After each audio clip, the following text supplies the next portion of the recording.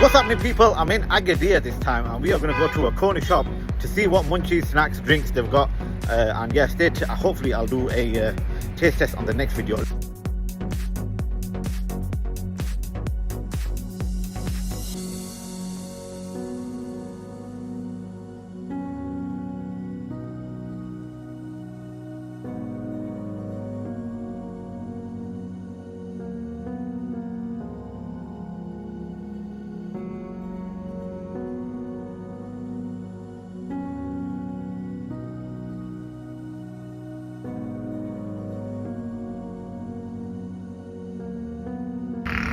This bag cost me 67 dirhams.